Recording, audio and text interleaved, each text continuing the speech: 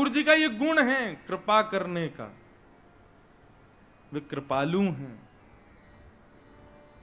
और इस गुण को जैसे मानव का किसी किसी के गुण होते हैं, वो चाह करके भी अपने उस गुण से रह नहीं पाते, ऐसे ही ठाकुर जी के अंदर सबसे विशेष गुण है कृपा का। आपको पता है जगन्नाथ भगवान कितनी देर सोते हैं? 2 घंटे। और वो 2 घंटे भी सोते नहीं हैं, वो अपनी नित्यचर्या करते हैं। श्री जगन्नाथ भगवान का मंदिर रात में कितने बजे बंद होता है ये कोई नहीं बता सकता आपको। कोई कहेगा 11 बजे, कोई कहेगा 12, कभी कभी 1 बजे तक तो मैंने दर्शन किए कितनी बार। और 3:30 बजे, सुबह 4 बजे ठाकुर जी का फिर से उत्थापन हो जाता है, बहुत जल्दी उठ जाते हैं। और ये 2-2.5 घंटे के लिए भी जो मंदिर बंद होता है उसमें भी जगन्नाथ भगवान सोते होंगे, ये संभव ही नहीं है। क्योंकि जगन्नाथ महाप्रभु अनमिष हैं। अनमिष कहते हैं, इनको कहते हैं निमिष। ये जो पलकें होती हैं इनको कहते हैं निमिष। हम सब कौन है? हम सब निमिष हैं, हम सबके पलकें हैं। लेकिन श्री जगन्नाथ भगवान कौन है? बोले अनमिष। उनके निमिष नहीं है, उनके पलकें नहीं है। उनके ये आंख बंद होने वाला जो ये एक्स्ट्रा ये ठाकुर जी ने दिया, ये जगन्नाथ महाप्रभु का नहीं है। क्यों नहीं है? बोले ताकि मेरे नेत्र सदा सर्वदा खुले रहें और आगे आने वाले प्रत्येक भक्त को मैं देख सकूं, इसलिए अनमिष हैं श्री जगन्नाथ महाप्रभु। अनमिष बन के बैठे हैं। कहीं ऐसा ना हो जाए कि कोई भक्त बहुत दूर से आवे मेरा दर्शन करने के लिए और उसी समय मैं थक हार करके कहीं अपनी पलकें झपका लूं और एक क्षण के लिए जैसी मैं पलक झपकाऊं भीड़ के रेले ने वो भीड़ का रेला उसको धक्का दे दे और उसको आगे कर दे और वो मुझे देख ना पावे, वो मुझे दिख ना पावे। इसलिए ठाकुर जी अनमिष बन के बैठे हैं ताकि मेरी पलकें गिरे ही नहीं। जगन्नाथ जी के बड़े बड़े भाव हैं। अनमिष पहला भाव। जगन्नाथ जी के कान नहीं है, कानों का दर्शन नहीं होता श्री जगन्नाथ प्रभु का। आंख नहीं है, कान नहीं है, इसका मतलब ये कुछ गलत मत निकाल लेना। दर्शन नहीं होता जगन्नाथ जी के स्वरूप में, कानों का दर्शन नहीं होता। क्यों? उसके पीछे भाव क्या है? श्री जगन्नाथ प्रभु कहते हैं कि कल को कोई भक्त मुझे पुकारे, हे नाथ मेरी रक्षा करो, हे जगन्नाथ पाहि माम, हे जगन्नाथ रक्ष माम। कोई मेरे से रक्षा की प्रार्थना करे, कोई दर्शन की प्रार्थना करे, तो उस पर कृपा करने के लिए जब मैं जाऊं, तो कभी कभी हम लोग कहीं को जाते हैं तो 4 लोग राय देने वाले रोक लेते हैं बीच में, हैं?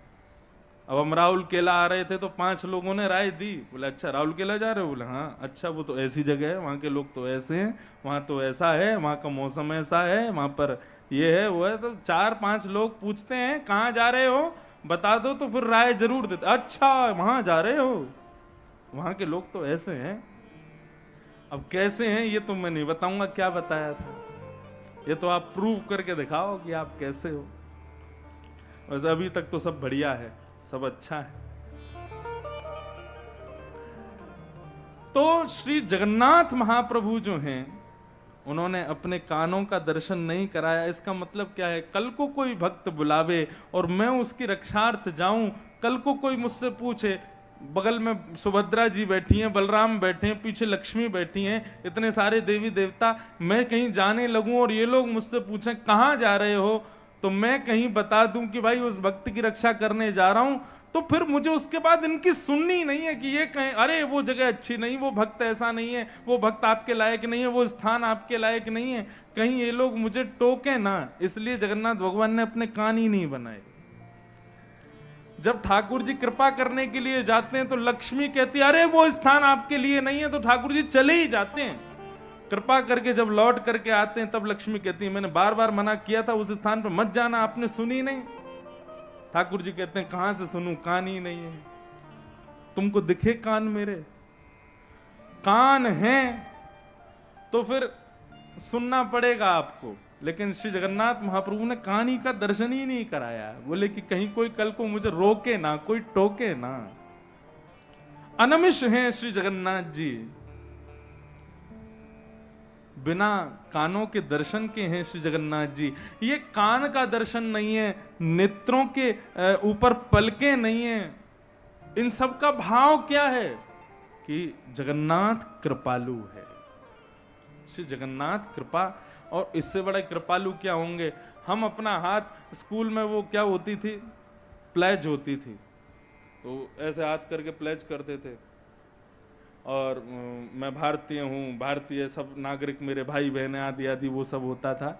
इतने में भी हमारा हाथ थक जाता था, 2-3 बार नीचे कर लेते थे, टीचर पीछे से आता था, मारता, थप्पड़ ऊपर करो। तो इतने में भी हमको कितना कष्ट होता। वो 5 मिनट की प्लेज नहीं होती थी हमसे, और श्री जगन्नाथ महाप्रभु लाखों वर्षों से ऐसे ही खड़े। क्यों खड़े हैं? बोले यदि कोई वैष्णव भक्त आवे, यदि कोई ब्रजवासी आवे, यदि कोई प्रेम उन्मुक्त भक्त मेरे आवे, तो उसके लिए मानो श्री जगन्नाथ जी अपनी भुजाएं खोल करके खड़े, आ जा मेरे गले लग जा भाई। और ऐसा भी नहीं,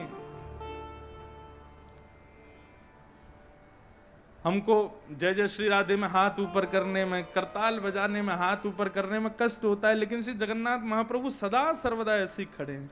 ब्रजवासी वल्लभ सदा मेरे जीवन प्राण, इनको नाही बिसारी हूं, मोहि नंद बाबा की नंद बाबा की सौगंध खाते हुए ठाकुर जी कहते हैं, ब्रजवासी वल्लभ सदा मेरे जीवन प्राण, इनको ना ही बिसारी हो, मोहे नंद बाबा की आन। मैं नंद बाबा की सौगंध खा के कह रहा हूं, ब्रजवासी और मेरे वैष्णव भक्त ये मेरे प्राण हैं, इनको मैं कभी नहीं भूलता, इनको मैं कभी विस्मृत नहीं करता। बंधु, हम लोग कथा किस लिए सुनते हैं? हम लोग भजन कीर्तन, कई लोग कहते हैं ठीक है एक बार कथा सुन ली, बार बार सुननी जरूरी क्यों है? एक बार वृंदावन हुआ है, जगन्नाथपुरी हुआ है, बार बार जाना जरूरी क्यों है? दर्शन वही है, वृंदावन वही है, स्थान वही है, कथा भी वही है, बार बार इसको करो, ये हमारा धर्मशास्त्र क्यों कहता है?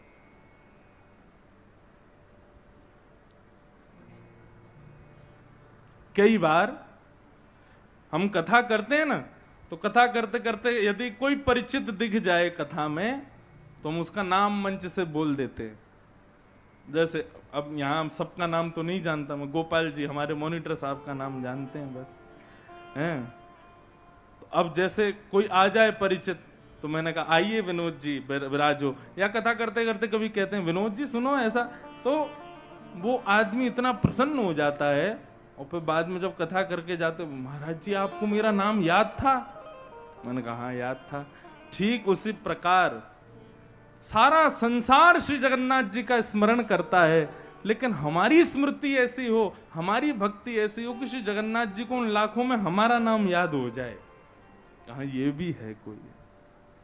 बराह पुराण में वर्णन करते हैं श्री वेदव्यास जी महाराज कि इतना जप करना चाहिए, इतना स्मरण करना चाहिए ठाकुर जी का, कि और शास्त्र तो कहते हैं अंत काल में ठाकुर जी का स्मरण करो, लेकिन बराह पुराण में श्री वेदव्यास जी महाराज कहते हैं कि जो जीवन भर ठाकुर जी का नाम जप करता है, उसके अंत काल में यदि वो जीर्ण शीर्ण हो जाए और भगवान का नाम स्मरण ना कर पाए, तो उसको डरना नहीं है। क्यों? क्योंकि उसके जीवन भर का नाम स्मरण इस प्रभाव को छोड़ देता है कि उसके अंत काल में वो ठाकुर जी का स्मरण नहीं करता, ठाकुर जी उसका स्मरण करते हैं। ये सारा खेल किसके लिए हो रहा है? ये सारा खेल हो ही इसी के लिए रहा है कि हम तो उनको जानते हैं, लेकिन वो भी हमको पहचान जाएं, उनकी स्मृति में हमारा नाम भी आ जाए, और ठाकुर जी हमको जान जाएं, ठाकुर जी की स्मृति में हम आ जाएं, ठाकुर जी हमें पहचान जाएं, बस जीवन हो जाएगा उसी समय, बस और कुछ नहीं चाहिए।